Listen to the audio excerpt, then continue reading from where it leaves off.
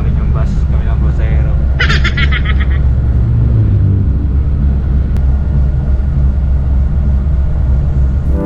One day we up, one day we down.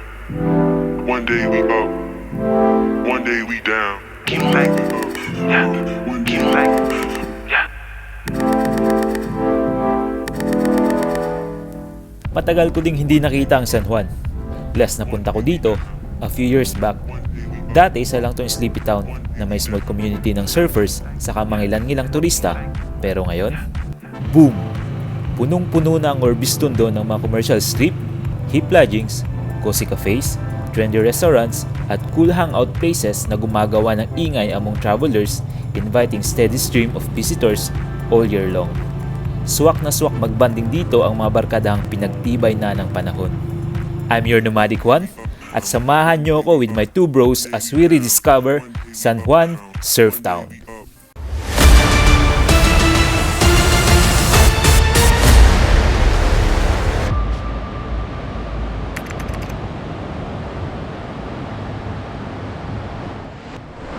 Kamusta mga Juan? I'm your Nomadic Juan, ang yung hugot travel bay na may puso. And finally, andito na kami sa San Juan at kaka-check-in lang namin. Kasama ko yung dalawang pogi yung barkada. Siya ito may vlog. Yo, what's up? Pamay na lang. Pamay. Sa mga single dyan, baka naman. Baka naman. Ito, wala na eh. Taken na eh.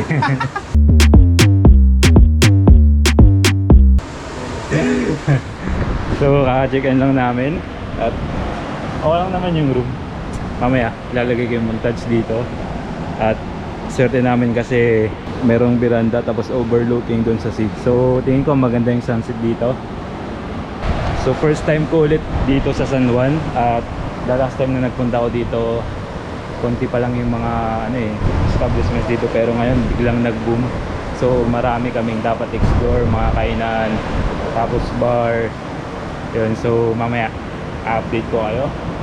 At kung bago pa lang kayo sa channel ko, please don't forget to subscribe and hit that notification bell para na-updated kayo sa mga bagong videos ko. And this is Nomadic Juan, exploring San Juan, and this is episode 1.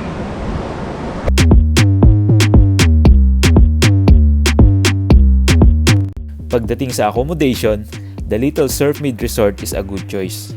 Situated right in front of Mona Lisa Point, isa itong cozy little surf hotel sa mismong beach area sa Urbiztondo. Tips: book one of their beachside balcony suites for a breathtaking view of the sea. Kasing breathtaking ng view pagharap mo sa salamin. Well, kasama ko yung mga famous TikTokers. Mag-ano kami ng entry. 5, 6, 7, go. 1, 2, 3, 4.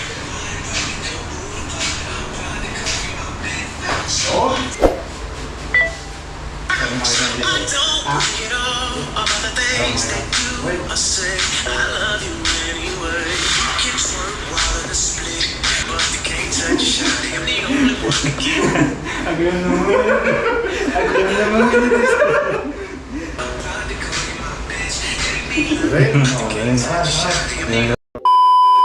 Yung katapos lang namin mag-TikTok and papahinga muna kami tapos lalabas na.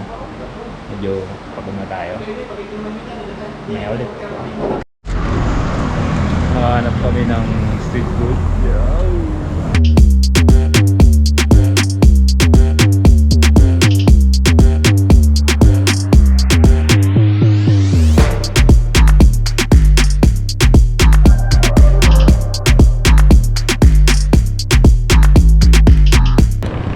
Break muna tayo mga Juan. Ba't yung vlog mo i-dedicate? Kwadihay, naganan, Pinoy. Agorder ka. Niya balis, na yung mas malak. Naging bagon. Nagimas. Nagimas.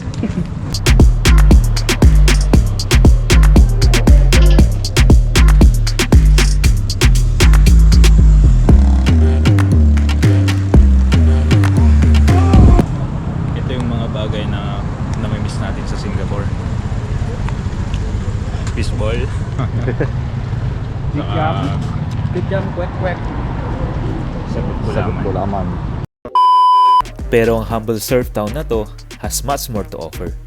Aside from surfing your way out into the ocean at lively party scene, kilala din sila for gastronomic adventures. More and more people gaya ko who weren't as interested in surfing, firstly because may left shoulder dislocation ako, are being lured by the promise of good food in nightlife sa San Juan. And katapos lang naming maligo at tingnan ko. Yan yung sunset dito sa Elyu, San Juan.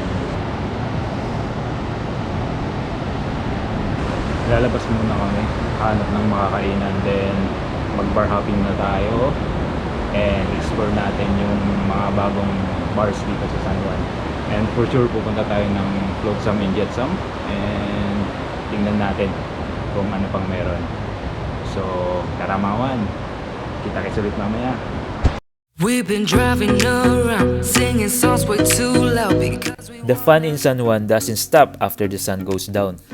Hostels, diners, cafes, and resto bars that fringe the main road ang bumubuhay sa town's night scene. Hindi ka mawawala ng choices dito. Mapa beachside or roadside bars, pubs na may live bands or DJs performing, name it, magsasawa ka dito. Okay lang magsawa dito, wag lang sa jowa mo. So, ayun naman, nandito na tayo sa may kabsat, pero di ka lang kung nakikita nyo ako kasi medyo madilim. Magdi-dinner muna tayo, tapos mag-start na tayong mag-bar hopping. Bali yung kabsat naman, para siyang bar and resto. Pwede kang mag-inom, tapos marami din silang varieties ng food options. So, tingin ko mag-enjoy tayo. Nakapag-order na kami. And then, check natin later. we came to party all night long, and we don't need no chaperone. We don't Kabsat, or kapatid sa Tagalog, ay isang dining destination that takes its roots from family. Kabsat offers elevated and comforting local dishes served in generous portions, ideal for families at large groups. Meals are served from breakfast until dinner, including regional bestsellers. Beer and liquors are also available para sa mga samahang pinagtibay na ng panahon. Oo, matibay. Hindi marupok gaya mo. At yun, so tapos na rin kaming kumain. Punta tayo ng Flotsam and Jetsam. At yun tayo ng kabsat. Sige, sige.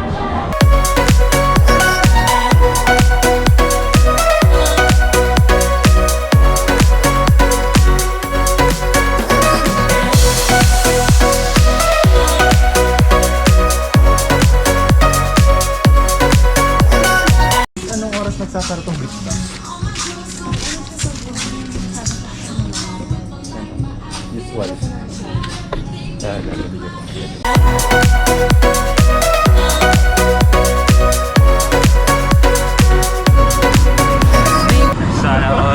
Sana all vlogger. So, medyo fail tayo ngayon sa binabalak naming bar hopping. Sarado lahat ng bar. Kalas. Malas. Balik tayo ng kabsat. Sana may mahabol pa tayo doon. Tapos tuloy natin sa ano, sa hotel. Hello. Bumalik kami ng kabsat kasi no choice kami. Parang dito lang ang bukas. Dito na kami mag-iinom.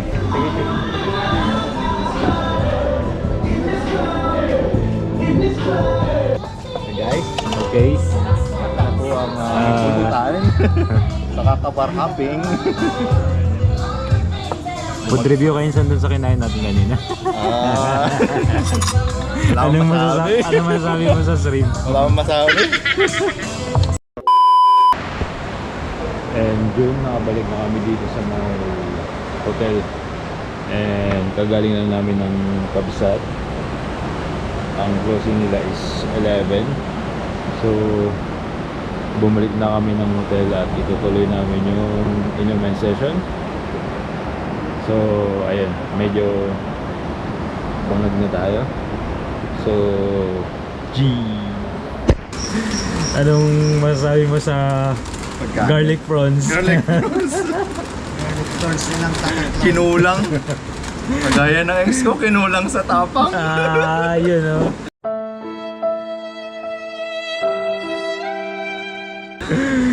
Sana lahat may hugot. Kinulang ng tapang lumaban hanggang sa uli. Guys, pamay na lang. Single pa to. Shot na lang. Para maramdaman ko naman yung pakiramdam ng pinili. Charot. And so, itutuloy namin yung inuman session dito sa hotel kasi parang bitin. Bitin ba? Bitin? Bagis, bitin ba? Yung pag-shot parang kagaya rin ng girlfriend ko. Kulang sa time sa akin. Hanggang 11 lang. Ayun! May timing. Sana all! May schedule pala, magal pa. May schedule! Schedule lang. Smirnoff tayo mga wan. Branch ni Park lang tinibis mo. First time ko ulit makapag-Smirnoff. I don't know who you are, I don't know what you've been through, why you got scars.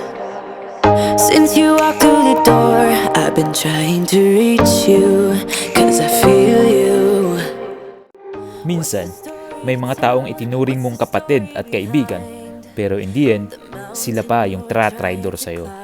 Sometimes, the people that you take a bullet for are the ones behind the trigger. Pero sa dalawang to, it's never been the case. Kahit sa tagal ng panahon na hindi mo sila nakita at nakasama, ramdam mo na kahit masama kang tao at marami kang maling desisyon sa buhay, suportado ka nila ng walang judgment. Once a brother, always a brother. No matter the distance, no matter the differences, and no matter the issue. They always got your back sa mga laban mo sa buhay. Cheers para sa mga laban na tayo lang ang nakakaalam. A few moments later.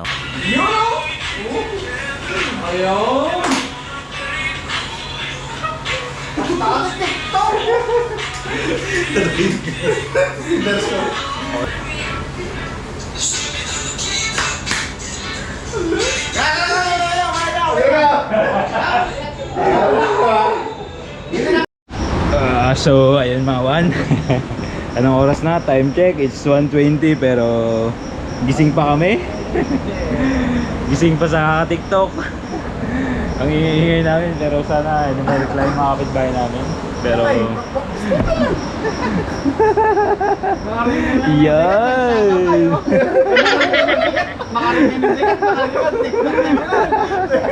Nag-TikTok kayo bye-bye. Dahil ito yung pambato namin. Abangan na lang ang TikTok namin sa YouTube, guys.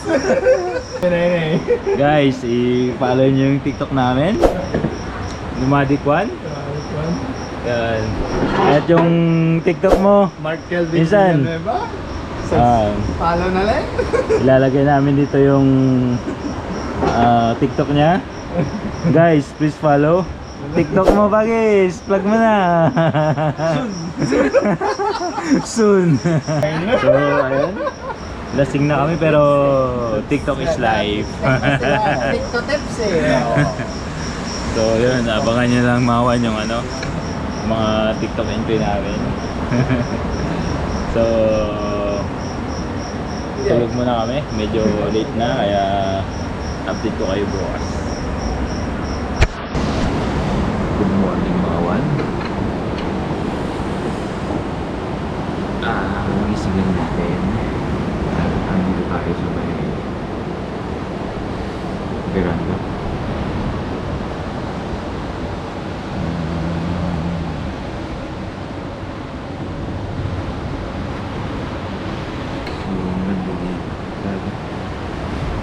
Tulog pa yung dalawa. So, lumabas muna ako pa ng kasi mamaya ng 12 mag-check out na kami. And next time ulit, babalik tayo.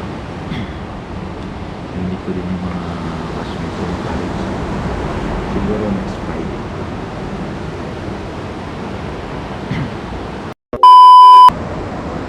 Ligo na ako mga one, then hanap muna kami ng makakainan. Then after that, siguro mag-check out na kami. Then babalik tayo later. I don't know what to find, I don't know what to look for. Can you give a clue? You and your beat up guitar always seem to move me. So, kain muna kami dito sa may El Navi. Actually, dito kami mag-check in next this Friday. Kasama ko yung mga barkada ko dito. So, explore natin next time. At yun mga one, pa-check out na kami. So, that's our San Juan episode 1. So, babalik pa tayo ulit this Friday siguro. At mag-outro na kami kasi pa-check out na kami.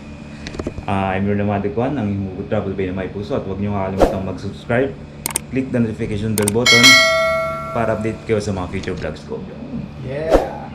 Lagi mong tatandaan, maikli lang ang buhay. Palagi mong piliing maging Masaya! So guys, see you on our next vlog. Bye-bye! At tulad ng mga along humahampas sa dalampasigan ng Urbiztondo, friends come and go. Losing friends is a part of growing up.